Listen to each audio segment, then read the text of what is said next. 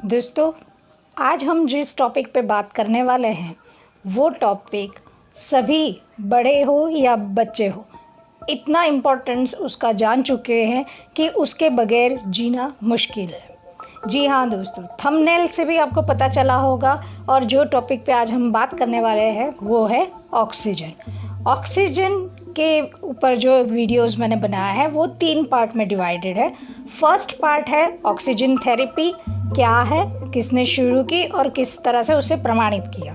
दूसरा, ऑक्सीजन किसने नाम दिया और उसका प्रमाण क्या था। और तीसरा वीडियो जिसमें हम बात करेंगे कि ऑक्सीजन हमें किस मात्रा में लेनी चाहिए या हमारे शरीर में किस मात्रा में जाती है, और अगर वो ज़्यादा जाती है तो वो अभिशाप है या फ़ायदेमंद है, कितना क्या मूल्य है ऑक्सीजन का। तो ये तीनों वीडियो पे आप बने रहिए, आपको बहुत सारी जानकारी देने की मैं पूरी कोशिश करूँगी। आई होप ये वीडियो आपको ज़रूर पसंद आएंगे, तो एंड तक ज़रूर देखिएगा, नॉलेज भी लीजिएगा और बांटिएगा भी ज़रूर। Welcome to my channel.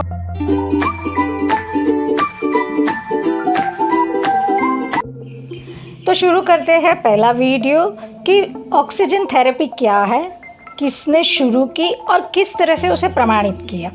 First, जो 1608 में नीदरलैंड के वैज्ञानिक कॉर्नेल डेबल्स और उससे भी पहले महानुभाव लियोनार्डो दा विंची ने ये जाना कि पूरे ब्रह्मांड में जो वायु घूम रहे हैं और जो श्वसन क्रिया के वक्त सारी सजीव सृष्टि के अंदर जाते हैं, वो वायु कुछ तो महत्वपूर्ण पार्ट निभाता है हमारी बॉडी के अंदर कि जिसकी वजह से हम जिंदा है। दूसरी बात कि वो वायु अगर कम हो जाता है या उसकी कमी के कारण हमारे बॉडी के अंदर कुछ हलचल सी मचती है, जिससे हमें बेचैनी सी महसूस होती है, हमें सांस लेने में तकलीफ़ हो जाती है। तो इस तरह से ये जो थेरेपी है उसकी शुरुआत हुई, उसकी खोज करने की शुरुआत। पर वो वायु क्या है और किस तरह से काम करता है उसकी खोज वो पूरी तरह से कर नहीं पाए। 1662 में ब्रिटेन में रहने वाले पादरी हेंशो, जो दर्दियों को छोटी मोटी दवाई दे के ठीक करते थे और बीमारियों को दूर करते थे, तभी उन्होंने ये देखा कि जो लोग पहाड़ी में रहते हैं, पहाड़ी विस्तार में रहते हैं और उनके पास जो दवाई करने के लिए आते हैं, उन्हें ठीक होने में ज़्यादा टाइम लगता है। इनकी बदौलत जो लोग मैदानी विस्तार में रहते हैं उन्हें जल्दी ट्रीटमेंट से जल्दी फ़ायदा हो जाता है। तो ये डिफरेंस क्यों है कि सेम ट्रीटमेंट देने पर भी मैदानी वाले लोग, जो मैदानी विस्तार में रहने वाले लोग हैं, वो जल्दी ठीक होते हैं और जो पहाड़ी विस्तार में रहने वाले लोग हैं वो ठीक तरह से जल्दी रिकवर नहीं होते, उन्हें बहुत टाइम लगता है। तो उन्होंने ये देखा कि क्यों ना हम ये वातावरण को समझे, और वो वहाँ पहाड़ी विस्तार में रहने के लिए गए और वहाँ पे उन्होंने एक ट्रीटमेंट के लिए कुटिया बनाई। वो कुटीर में हवा को आने जाने के लिए नियंत्रण करने के लिए एक छोटी सी विंडो बनाई, और जो भी पेशेंट, जो भी दर्दी उनके पास आता था, उनका मस्तिष्क वो विंडो के वहाँ पे रखा। और फिर जब भी ट्रीटमेंट शुरू होती थी तो तभी वो दर्दी को जितनी प्रमाण में जितनी ज़रूरत है उतनी ही ज़ोरों की हवा का श्वसन क्रिया में जाता था, ताकि उन्हें ये पता चला कि जो हवा का नियंत्रण है, ज़ोरों की हवा ये पहाड़ी विस्तार में आ रही है, उसको नियंत्रण करते ही ये दर्दी को जल्दी से ठीक होने के चांसेस बढ़ जाते हैं, क्योंकि हवा का नियंत्रण जो है वो इसे मददरूप होता है।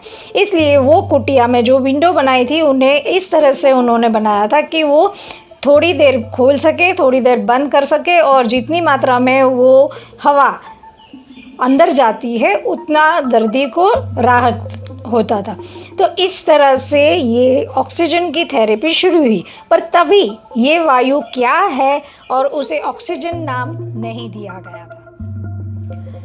जब सर हेंशो को ये सफलता मिली कि लोग, पहाड़ी के लोग भी जल्दी से ठीक होने लगे हैं, तब उन्होंने एक चैम्बर बनवाया और उससे डोमिसिलियम नाम भी दिया गया।